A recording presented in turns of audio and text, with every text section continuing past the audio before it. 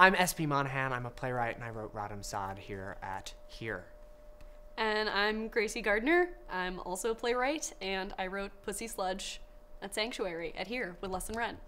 Less Than Rent came to me a couple weeks after the election and said they were looking for women and minority writers and queer writers to write about responses to the election. And I was like, that's great, because I have a lot of thoughts and I would love to do that. And I think specifically James was like, oh, this is your opportunity to say whatever you want in a way that you normally can't on stage. And so I wrote this play about a woman who's menstruating crude oil. I mean, I was thinking a lot about like shame that people feel and shame people feel about their bodies.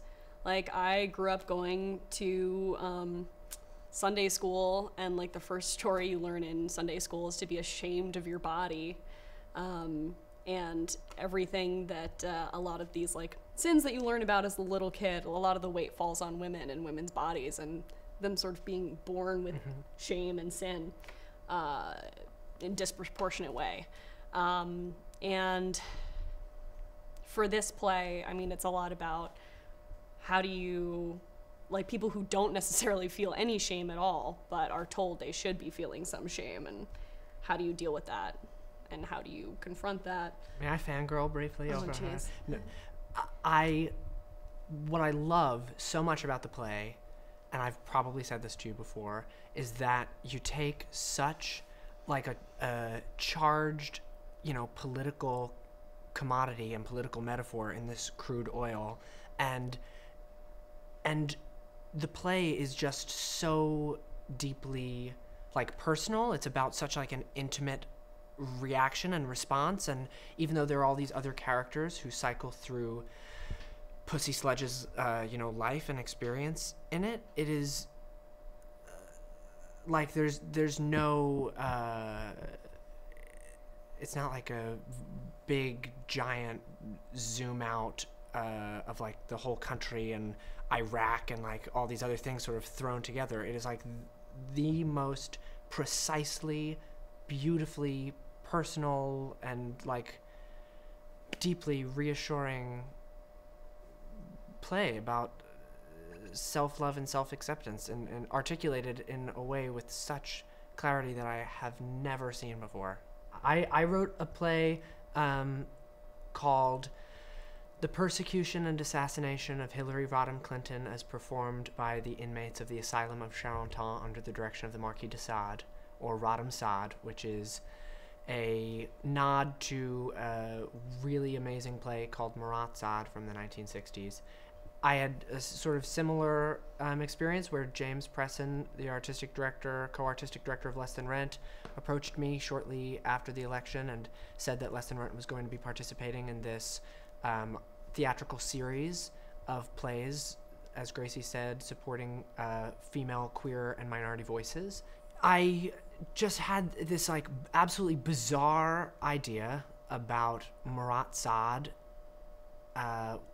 in response to the election, and instead of making it Jean-Paul Marat, making it about Hillary in 2016. And I wrote it in about 2 weeks, and it was a really exciting, crazy, hectic piece where we had 6 actors play multiple characters, sort of mashing up Hillary's life over the course of all of American history. So it like starts with her as a pioneer woman in the 1880s, and then brings us through 2016.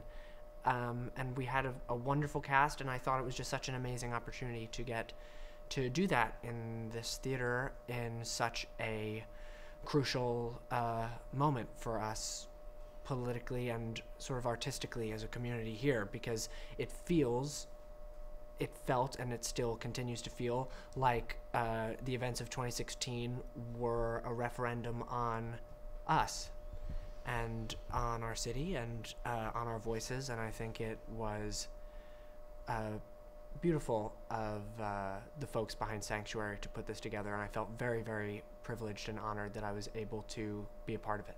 Part of what I love so much about that play is the experience. I was thinking about how people affected by trauma go back and try and recreate something and try to position themselves in a way that they can change what happened and try and recreate situations.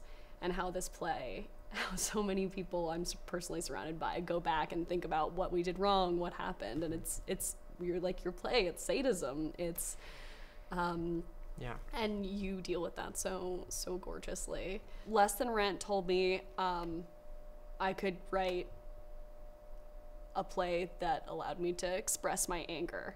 And that is something no one has ever told me before in my life. And it's an amazing thing to have somebody say, this is what we want to put on stage. We want to put your unfiltered emotions on stage.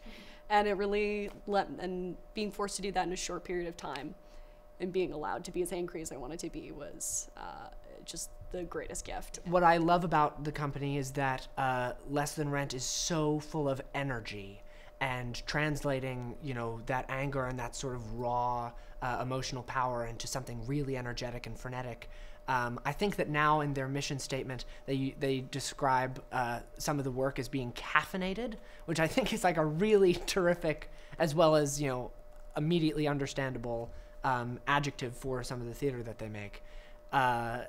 And a lot of it hails from works from, the full theatrical canon in the past. There's been a lot of adaptation in Less Than Rent before, and all remixed and remastered into new works. And I've felt like it has been the absolute greatest artistic family that I could ever have hoped to find.